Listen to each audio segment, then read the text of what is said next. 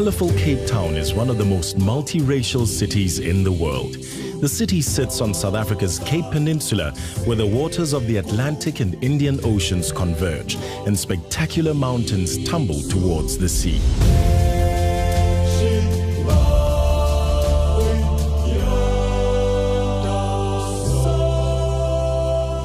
For centuries, the Cape of Good Hope was synonymous with danger as European ships bravely rounded the perilous waters en route to the riches of Asia.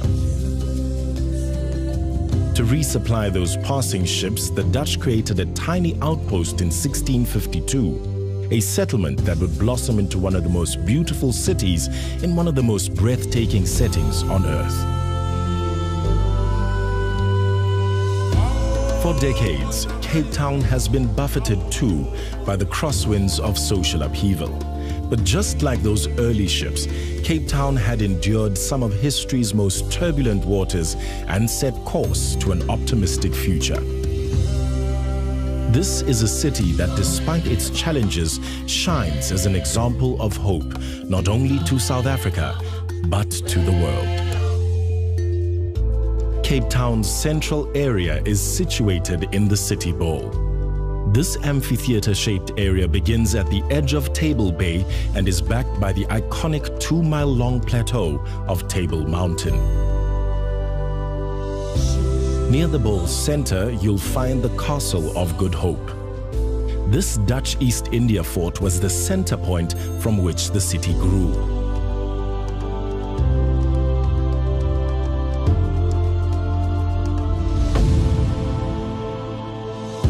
Nearby, visit Company's Garden, whose rich soils were cultivated to provide fresh produce for those early merchant ships. All around the gardens, some of the city's most important institutions sprang up, such as the Parliament Building and the National Library. On the park's southern end, in the South African Museum and Planetarium, experience the wonders of Africa, from the power of pre-colonial rock art to the giants of the Cape's natural world. While just a few steps away, centuries of creativity are on full display at the National Gallery.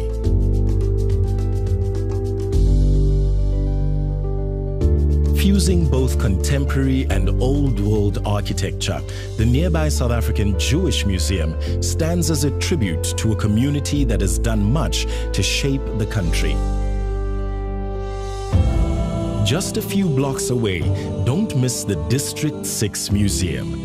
This museum and cultural center gives voice to the 60,000 non-white residents who were forcibly removed from the city and saw their vibrant multiracial neighborhood flattened during the darkest days of the apartheid era.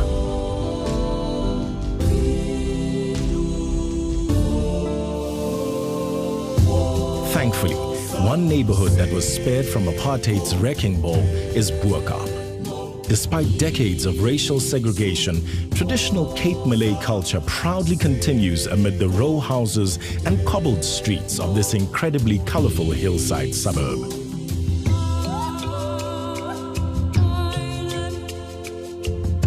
Post-apartheid South Africa is often called the Rainbow Nation, and like a pot of gold at the end of that rainbow, diversity, transformation, and creativity shines out from the city's downtown streets, from its businesses, from its very walls.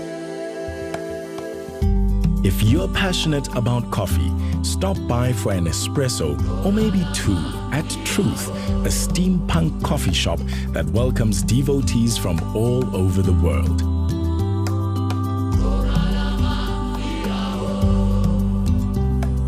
Once you've had your caffeine fix, wander along Long Street, where elegant Victorian architecture, fashion, and food collide, creating one of the mother city's buzziest streets. When the coffee wears off, sit on a balcony with an ice-cold beer and watch the world slip by below.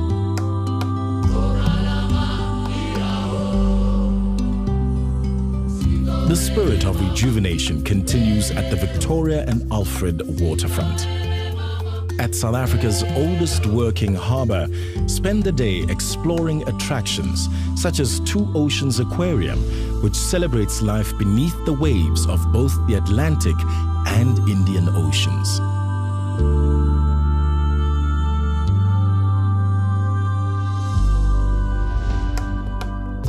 The waterfront is also the gateway to one of the world's most infamous prisons, Robben Island.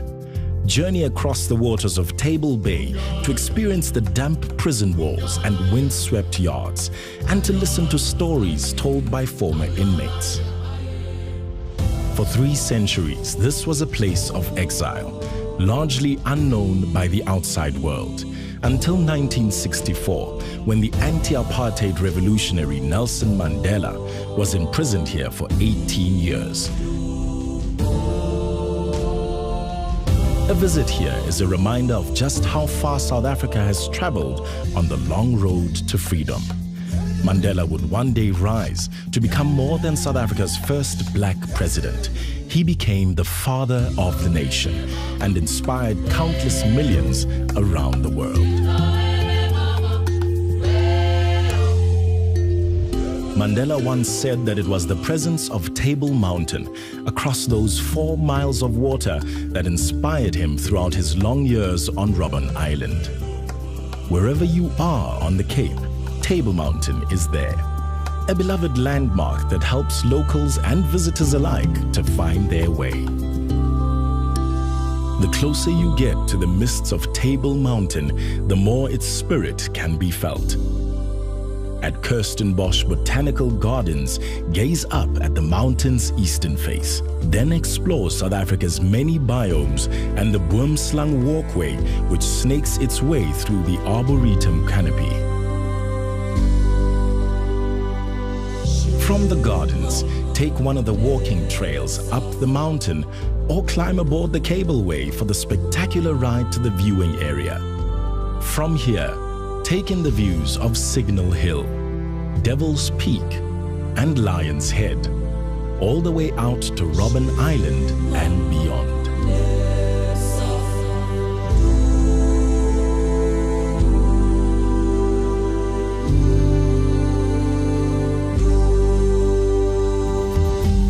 Cape Town is one of the world's great beach cities, with countless beaches, bays, and seaside communities, each with its own unique vibe. From Greenpoint, the site of Cape Town's futuristic stadium, head down the western coast of the Cape Peninsula to one incredible beach after another.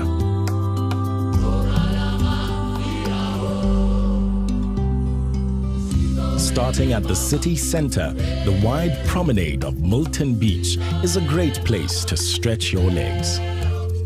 A little further south in Clifton, some of the country's most expensive homes spill down from the peninsula to the 4 beaches below, each one separated by falls of granite boulders which offer great shelter on windy days.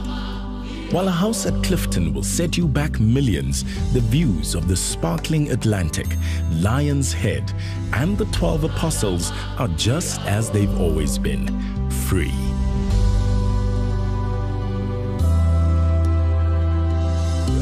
At neighboring Camps Bay Beach, the Saint-Tropez theme continues. Just a 5-minute drive from the center of Cape Town, enjoy fine white sands, a tranquil tidal pool, and your pick of over 20 restaurants and cafes. 6 miles down the coast, things mellow out even more at Llandudno Beach. Pull on a wetsuit and enjoy the waves, or just explore the massive boulders. Life is simple here. There's no street lights, no restaurants, and not a single shop.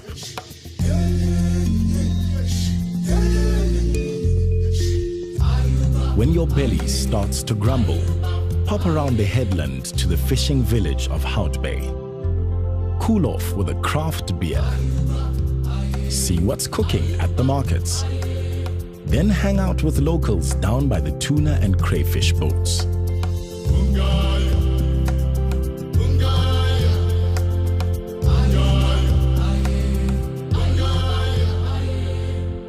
Once you've explored the peninsula's western coastline, the eastern side awaits. Welcome to False Bay, where the waters are warmer and the never-ending sweep of beaches and scenic seaports continues. At the naval port of Simonstown, head down the historic mile of St. George's Street. Soak up the nautical spirit, say hello to a much-loved sea dog, and explore the alleyways and lacy Victorian buildings along the way. Don't leave Simonstown until you've visited Boulders Beach, one of the few places in the world where you can get close to endangered African penguins.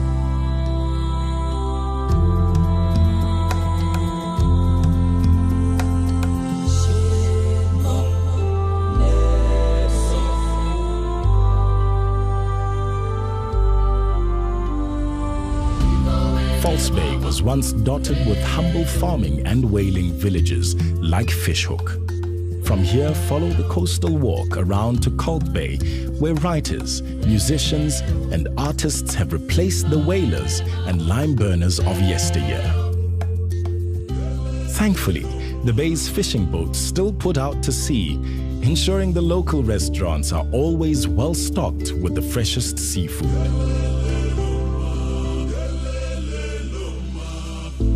When it comes time to drag yourself away, head to neighboring St. James, known for its colorful Victorian bathing boxes and grand old houses, which reflect the splendor of the early diamond and gold mining era.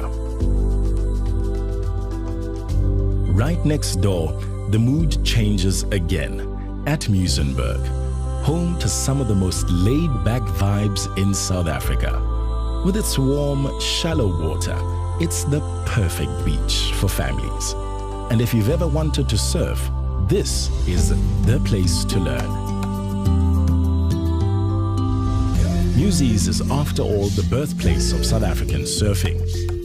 While the beach at Muizies can get packed in summer, you'll find plenty of cool escapes in the streets of this arty village. From here, over 12 miles of fine sand stretch all the way around to historic Gordons Bay.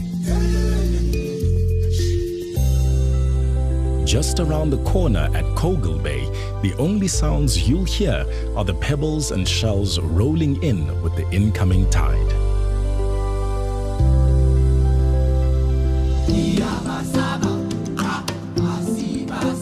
Cape Town's riches don't end with its beaches.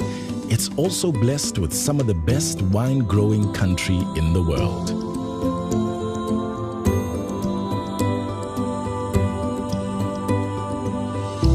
The Cape's first vines were planted in Company's Gardens in 1655 to help those passing sailors ward off scurvy.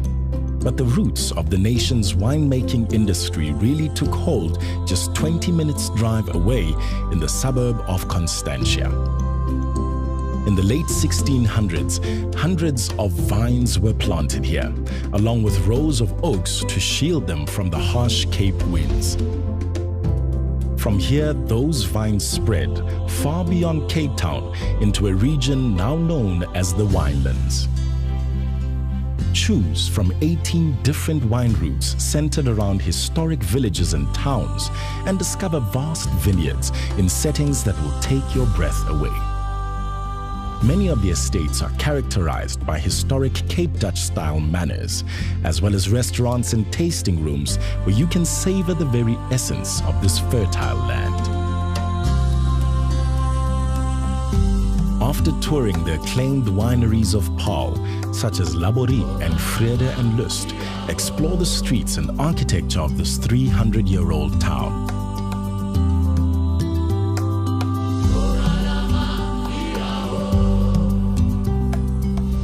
High above Paarl stands the Taal Monument, which celebrates the language of Afrikaans, a language that was forbidden during the bitter aftermath of the Anglo-Boer War in 1902. The Stellenbosch wine route, South Africa's oldest, offers more than 150 tasting rooms across 200 vineyards. At the Waterford Estate, take a 2-hour wine safari through the Bordeaux-inspired estate, then taste some of the most exciting new reds in the region.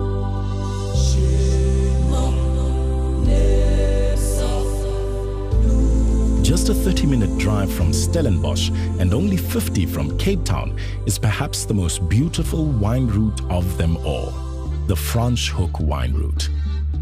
Fleeing religious persecution in 17th century Europe, 200 French Huguenots came to this valley and created paradise.